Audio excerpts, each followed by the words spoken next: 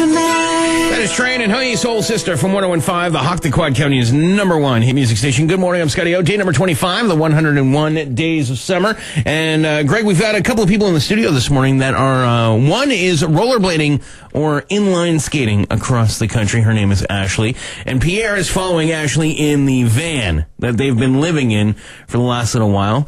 They started in Newfoundland, and they're making their way across the country as part of Skate for Life 2012. I put the link up on the Facebook fan page. Morning, folks.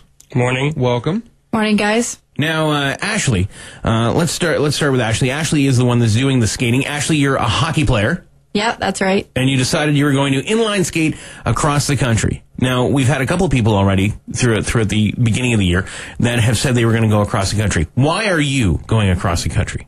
I'm going across for youth mental health and suicide prevention. I lost a friend about a year ago, and it kind of changed my whole perspective on suicide. I didn't realize there was such a stigma surrounding it. Mm-hmm. It's actually the second leading cause of death amongst young people in Canada, and a lot of us don't know that. Really?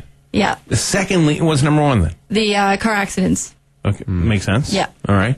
Second leading cause of death, youth suicide. What age group does that encompass, Ashley? I believe it's 11 to 24. Okay. Wow.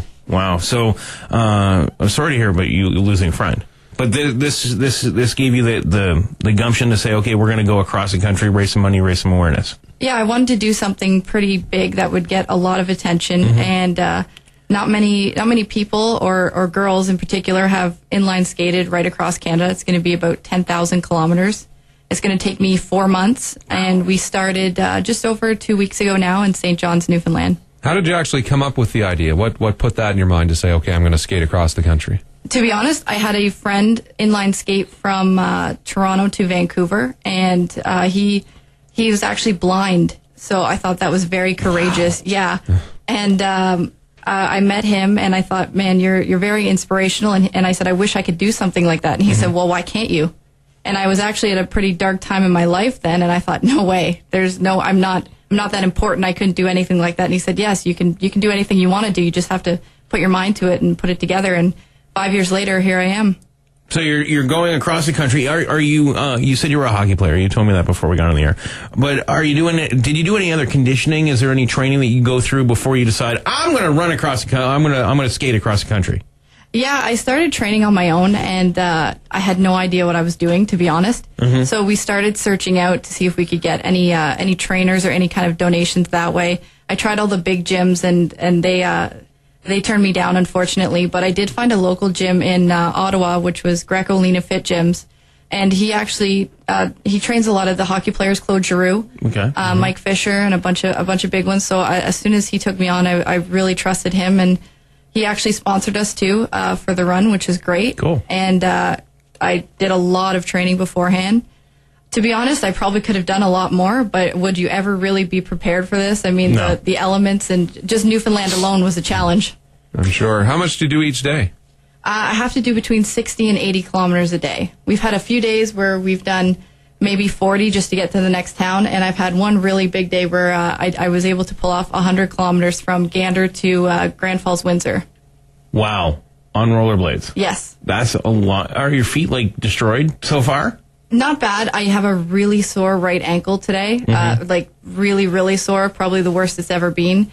I'm hoping I can still pull off my kilometers today so that I don't have to take a day off yet. I'm kind of waiting till I get to Halifax for that. So you haven't taken a day off yet in the last 2 weeks? I had one day off when we took the ferry. Okay. Because that was a whole day event. You mean you didn't just roll around the deck? Yeah, they wouldn't let me. So you can check this out online at skateforlife2012.com. I put the link up on the Facebook fan page. We're talking to Ashley and Pierre this morning. They are inline skating across the country, raising money for the Do It for Darren, the Youth Mental Health Do It for Darren is a foundation. Can you tell me a little bit about Darren? Yeah, Do It for Darren was a foundation started in Ottawa. Darren was Luke Richardson's daughter. Luke Richardson played for Toronto Maple Leafs and Ottawa Sens. Mm-hmm. He also was the assistant coach for the Sens. And his daughter, who was 14 at the time, committed suicide.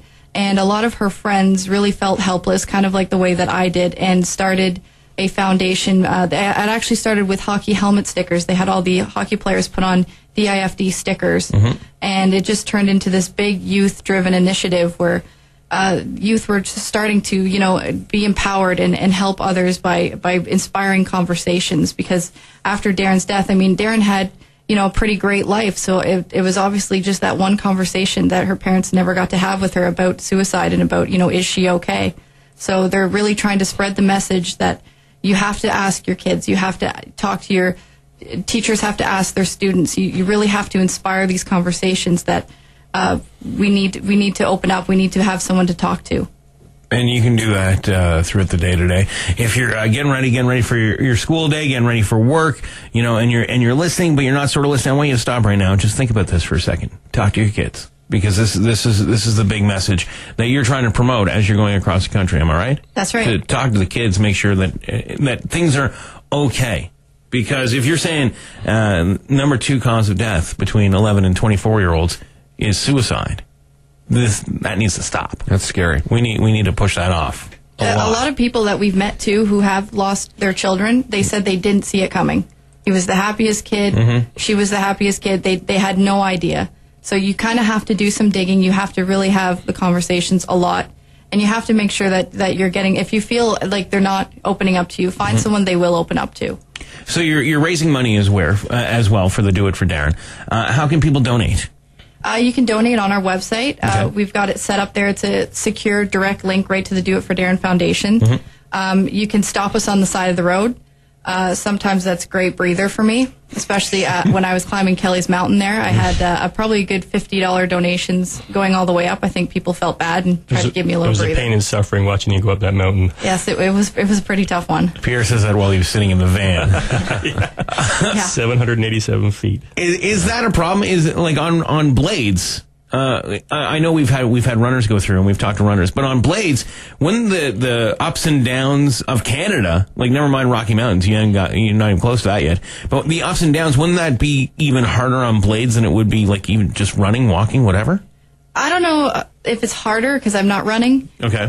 But yeah, it's definitely like sometimes the rocks and just the terrain is much harder to deal with.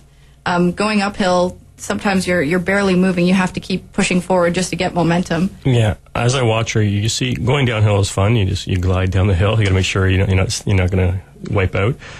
Going straight is good. You're just pushing. You've got the momentum. Going uphill, you've got no momentum. Especially Kelly's Mountain, you're basically taking your rollerblade, pushing, getting the next one, pushing, and you're constantly battling the hill up and up. So you've got no momentum. You're just pushing. It's hard on the legs. That's why doing a mountain that was like 240 meters, which is like 787 feet.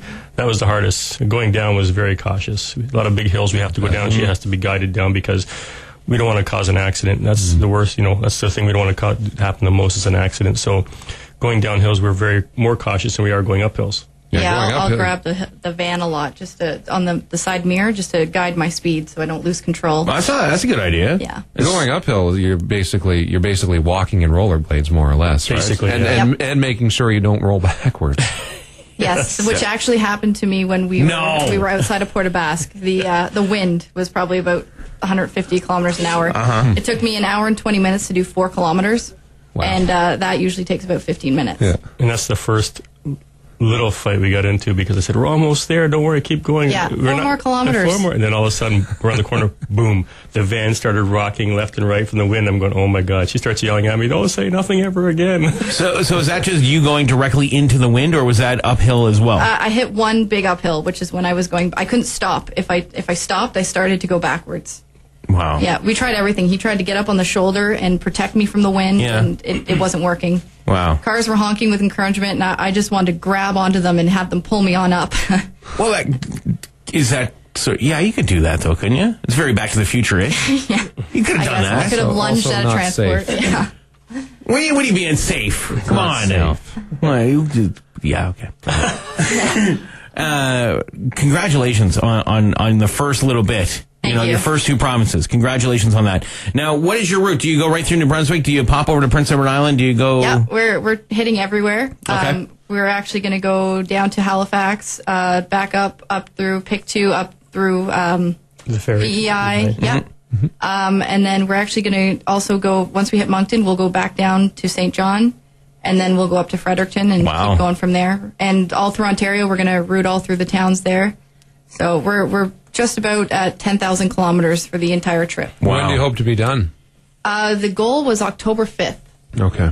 We're still on track, but I know that'll change because some of the events are going to be all-day events. I know I've got a lot of offers already from some really great people who want to help out, which reminds me, if anyone does want to help us out, you can just contact us through the website because we are looking to host events. That's where a lot of people can talk to us and see what it's like. And I get a lot of people who are just curious about day-to-day life. Well, congratulations on your first little bit. Good luck for the rest of it. Thank you. Thanks for coming in this morning. Can we do a shout out to our sponsors? You shout out all you want, Pierre. Okay. You shout out, buddy. Greco Lean and Fit, DP Electric in Ottawa, Greco Lean and Fit in Ottawa. And Sterling Ford for the van, which we got 4 days before we left after trying for a year. So that was a big one. And Nice. we'd like to thank Rollerblade, who sponsored us with the rollerblades. And also, Or else I wouldn't be here. Yeah, and Popeyes for supplements. Well, just one more question Yeah. on rollerblades. Do you plan to use more than one pair throughout this?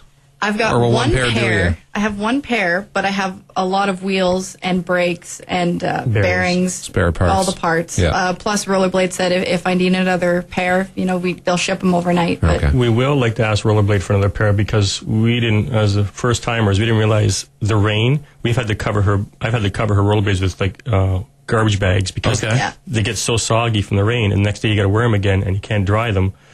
We want to see if we can get a pair for rain, and then have another pair for the dry weather. yes, we Makes had sense. rain for the first 5 days in Newfoundland. Oh, that was terrible. So what time do you take off? The van is right now parked in the parking Parked lot right in here. front. I'll be leaving as soon as we're done here. And where are you off to today? What's your destination point today? Just to Antigonish there. So Antigonish? I think it's 60 kilometers from here. Yeah, something like that. Yeah. Yeah, Not too About bad. right, yep. Take you about 36 minutes in the car? Yeah. How long is it going to take you on the blades? Oh, She's Probably about 5 averaging hours. Yeah, well, she averages on a flat plane. She can do 20 kilometers an hour. 20 kilometers an hour. In So- An hour? an hour, like in an 20 hour. kilometers drive, like distance wise. Not an What? Yeah. Yeah. Oh, we've clocked her at 40 kilometers an hour going down a hill once. So. yes. That's scary. Yeah. Getting close to vehicle speed limits there. Yeah. Sorry, guys. One last thing. Yeah, sure. Anybody who's driving by, honks are great. It keeps us going. When you do want to donate, pull over in front of us. Do not pull over to the side because we don't want to cause any accidents or cause any injury. And everybody out there, honks are great. But if I was to get $1 for every honk, we'd be rich for Yeah, the foundation. donations are So better. please try and donate even $1 if you can. 50 cents, it helps. Even if you have to, like a lady down in Newfoundland? Newfoundland. No, with a big hill. Where's the big hill? Oh, Kelly's Mountain. Kelly's Mountain. She threw a toonie from the other side of the street to Ashley. Yeah, she actually That chucked helps. a toonie at me. Really? Landed right in front of me. And I Did you picked catch it? I picked it up off the ground. I carried it all the way up the mountain, and now I'm carrying it right across to BC with me. It's in my pocket right now. That's cool. Canada's new lucky toonie. Yeah. Nice. So whoever that lady is, thank you. Yeah, I guess. she yelled some words of encouragement, and I had no idea what she said, but I And saw she the wore a toonie. cowboy hat. Yeah, I saw the toonie roll in front of me, and I picked it up and just kept going with it. Nice. Thanks for coming in, guys. All right, thank you. Appreciate it.